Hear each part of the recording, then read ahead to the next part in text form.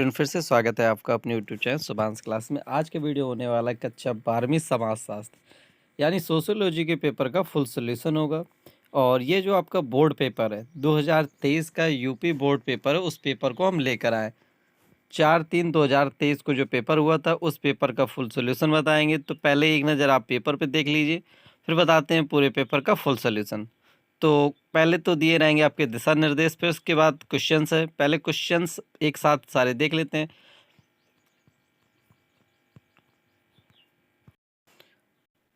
पहले आपके पेपर में क्या है, ऑप्शनल क्वेश्चन है, तो सारे ऑप्शनल क्वेश्चन के आंसर बताए जाएंगे। तो एक नज़र पेपर पर डाल दीजिए, इसके बाद पूरा पेपर फुल सॉल्यूशन के साथ बताया जाएगा। ये अब अतिलोक उत्तरी प्रश्न है, यानी 3-3 नंबर के प्रश्न है। आपके 29 प्रश्न आए हैं पूरे पेपर में। और 3-3 नंबर के बाद अब आते हैं लघु उत्तरी प्रश्न, यानी 6-6 नंबर के प्रश्न।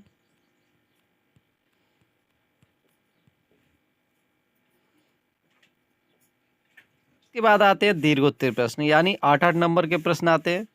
तो 27वां, 28वां, 29वां 8-8 नंबर के 3 प्रश्न है। तो ये था आपका पूरा पेपर। अब देख लेते हैं इस पेपर का फुल सॉल्यूशन।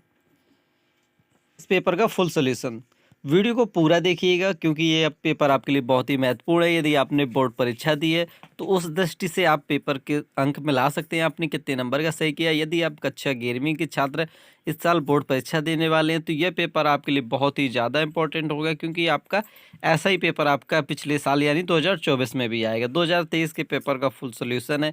यदि आपको किसी भी क्वेश्चन के आंसर में कोई भी आपत्ति हो रही हो तो आप अपने हिसाब से उसका आंसर लगा सकते हैं।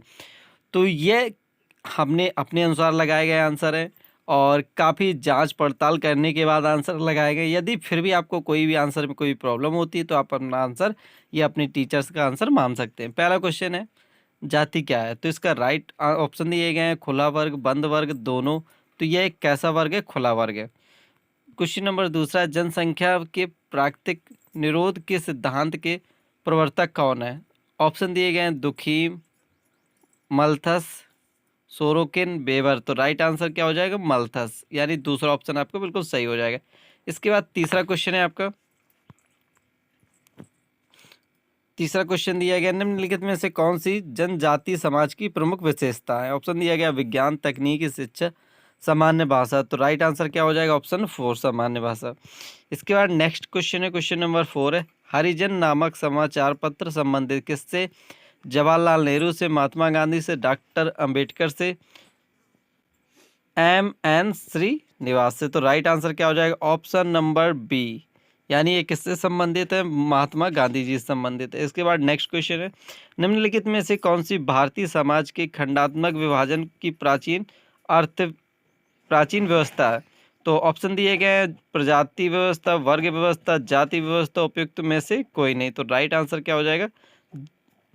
जाति व्यवस्था। ऑप्शन बी बिल्कुल राइट, ऑप्शन सी बिल्कुल राइट हो जाएगा।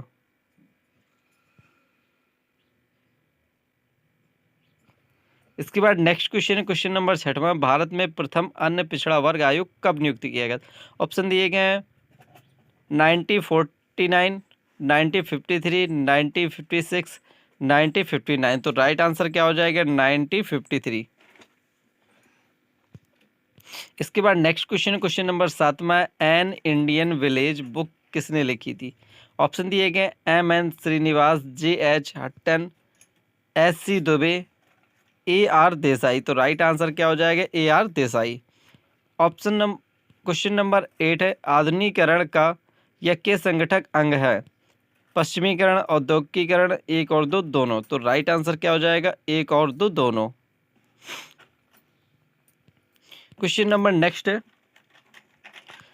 ब्रह्म समाज की स्थापना कब हुई थी? ऑप्शन दिया गया 1828, 1829, 1831, 1830।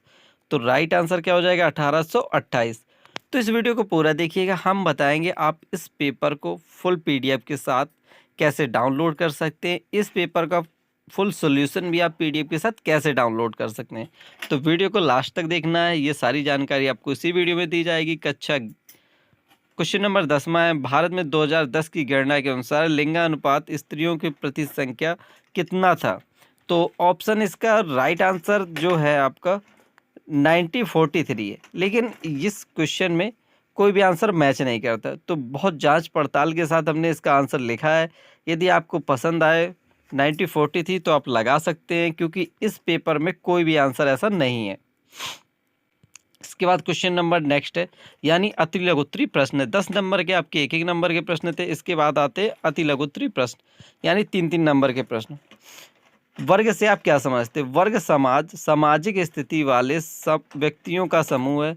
व्यक्ति लौकिक आयाम जैसे शिक्षा, पेशा, आय, आवासीय दशा, जीवन स्तर आदि पर अपनी अर्जित स्थिति के आधार पर एक वर्ग का सदस्य होता है। समाज में समान अर्जित स्थिति वाले व्यक्ति एक ही वर्ग की रचना करते हैं। वर्ग में सदस्यों में वर्ग चेतना पाई जाती है। इसके बाद नेक्स्ट क्वेश्चन है, दबाव समूह की अवधारणा क्या है? दबाव समूह के संदर्भ में कहा जा सकता है कि कोई संगठन अपने सदस्यों के हितों की पूर्ति के लिए राजनीतिक सत्ता को प्रभावित करता है और उसकी पूर्ति के लिए दबाव डालता है, उसे संगठन को दबाव कहते हैं।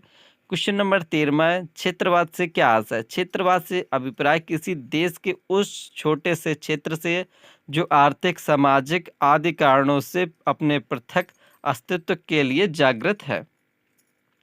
क्वेश्चन नंबर 14 है, जाति व्यवस्था के आधुनिक परिवर्तन का उल्लेख कीजिए। प्रत्येक व्यक्ति को अपनी जाति में विवाह करना होता है। यही नहीं, जाति प्रथा में बाल विवाह, कुलीन विवाह और विधवा विवाह ने सेधों को जन्म दिया, किंतु वर्तमान जाति विवाह संबंधी नियंत्रण शिथिल हुए हैं। अब अंतरजातीय विवाह, विलंबन विवाह, विच्छेदन और विधवा पुनर्विवाह होने लगे।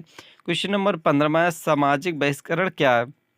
यदि कोई व्यक्ति या किसी समुदाय समूह किसी दूसरे समूह या सदस्य को किसी भी सामाजिक या धार्मिक रीति रिवाज या समारोह को देखने से मना या रोकने का प्रयास करता है, तो यह सामाजिक या धार्मिक या सामुदायिक समारोह, लोगों के जमावड़े, मंडली बैठक या जुलूस में भाग लेने से रोकता है, तो इसे सामाजिक बहिष्कार कहते हैं। क्वेश्चन नंबर नेक्स्ट है, यानी 16वां क्वेश्चन है, जनजाति समाज की किन्हीं 3 विशेषताओं को लिखिए। तो निम्नलिखित विशेषताएं, प्रत्येक जनजाति के एक नाम सभी जनजाति समूह से अलग अलग नाम होता है जिसके द्वारा उसे पहचाना जाता है। सामान्य भूभाग, समान भाषा, समान संस्कृति, शिक्षा का अभाव, अंतर्विवाह, आत्मनिर्भरता, विस्तृत आकार। क्वेश्चन नंबर 17 है, राज्य की व्याख्या कीजिए। राज्य उस संगठन इकाई को कहते हैं जो एक शासन या सरकार के अधीन हो। राज्य प्रभुत्व संपन्न हो सकते हैं। इसके अलावा किसी शासकीय इकाई या उसके किसी प्रभाग को भी राज्य कहते हैं, जैसे भारत में प्रदेशों को राज्य कहते हैं। क्वेश्चन नंबर 18, प्रक्षेपण पद्धति पर प्रकाश डालिए। इस विधि के अंतर्गत व्यक्ति को चित्रों का समूह दिखलाया जाता है। इन चित्रों को क्रमशः दिखलाया जाता है और उत्तरदाता से इन चित्रों को देखने कर कहानी कहने के लिए कहा जाता है। इन विभिन्न चित्रों में कुछ तो व्यक्ति या वस्तुओं का प्रत्यक्ष या कुछ अप्रत्यक्ष प्रतिनिधित्व है। इसके बाद नेक्स्ट क्वेश्चन है,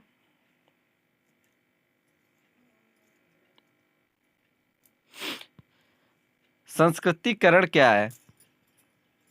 संस्कृतिकरण भारत में देखा जाने वाला विशेष तरह का समाज परिवर्तन है। इसका मतलब है वह प्रक्रिया जिसमें जाति व्यवस्था के निचले पायदान पर स्थित जातियां ऊंचा उठने का प्रयास करती। ऐसा करने के लिए वे उच्च या प्रभावी रीति रिवाज या प्रश्नों को अपमानती हैं या अपनाती हैं। इसके बाद नेक्स्ट क्वेश्चन है, उदारीकरण की अवधारणा क्या है? तो ये थे आपके क्वेश्चनों के आंसर 3-3 नंबर। अब आते हैं 6-6 नंबर क्वेश्चन और 8-8 नंबर क्वेश्चन।